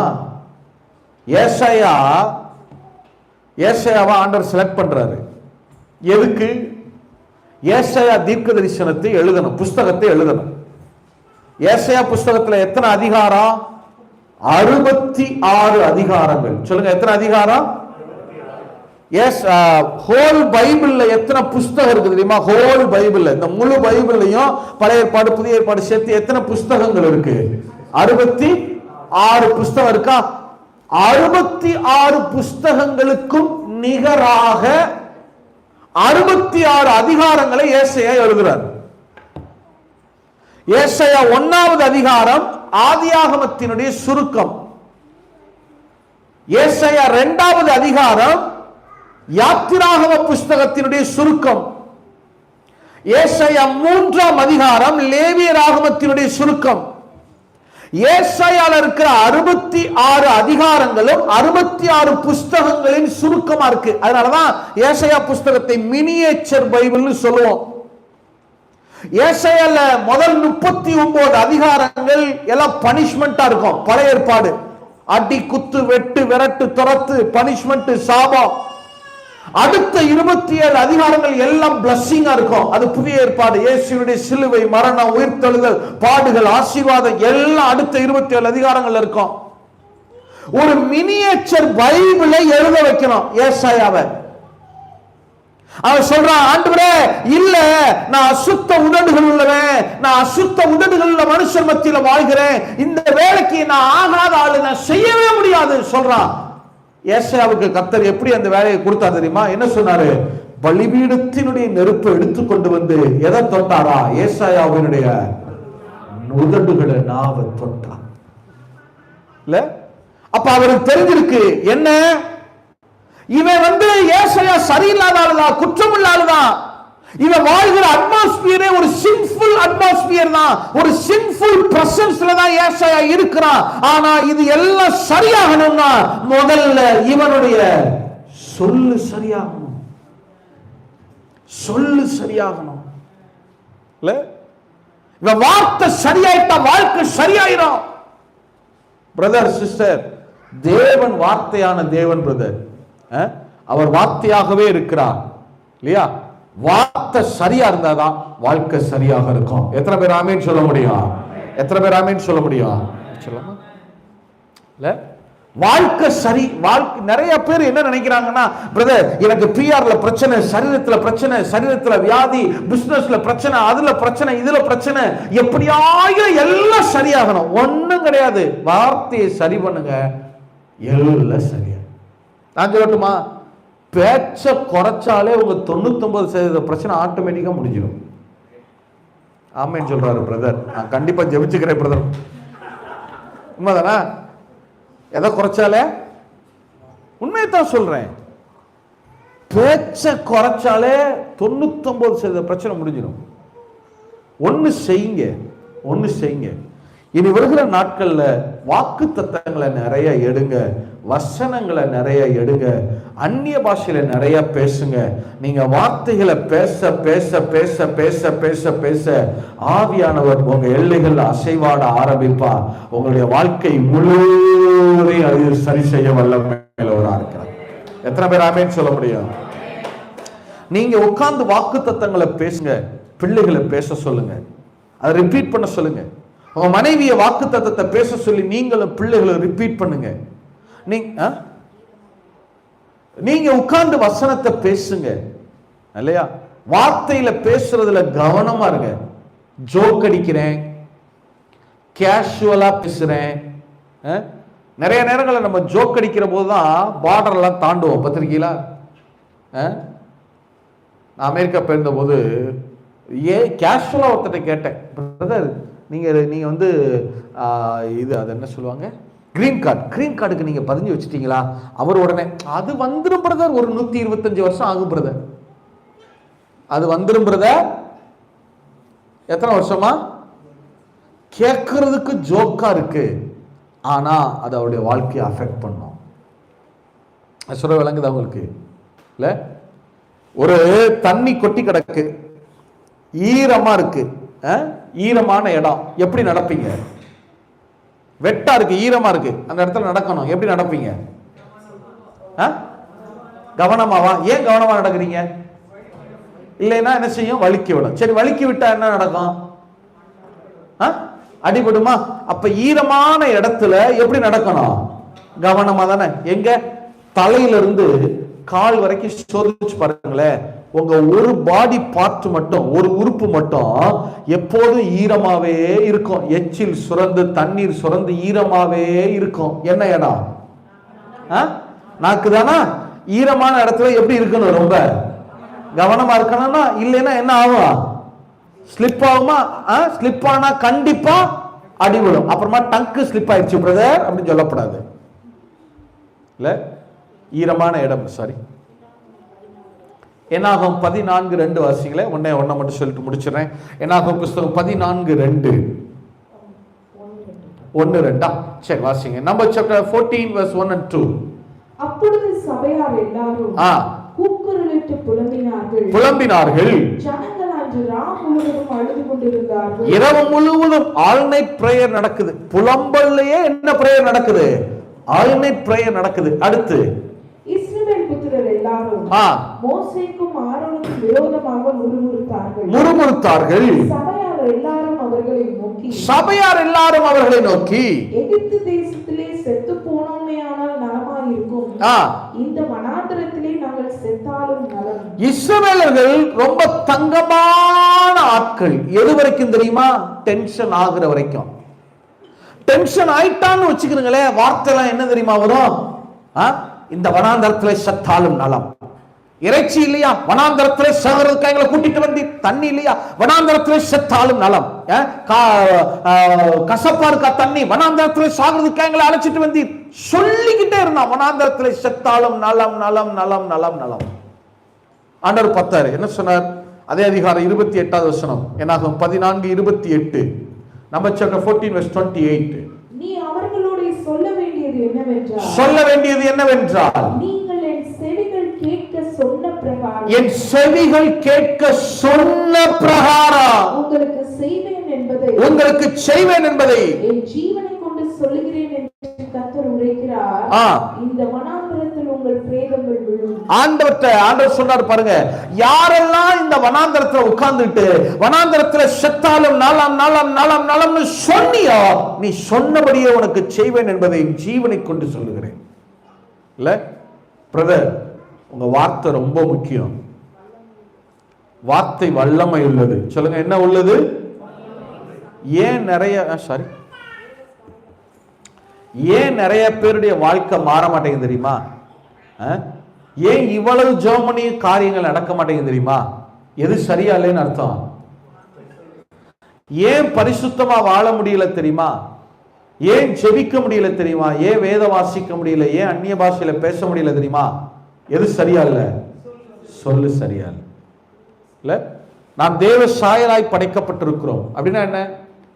தேவன் எல்லாவற்றையும் வார்த்தையினாலேயே உருவாக்கினார். அதான் அவருடைய சாயலே. அவர் என்ன செய்வார்? எதை செய்ய வேண்டுமானாலும் வார்த்தையை சொல்லி செய்வார். அப்ப நம்ம தேவ சாயல்னா நம்மள எதை சொல்லி எதை வச்சுதான் காரியங்களை நடத்த முடியும்?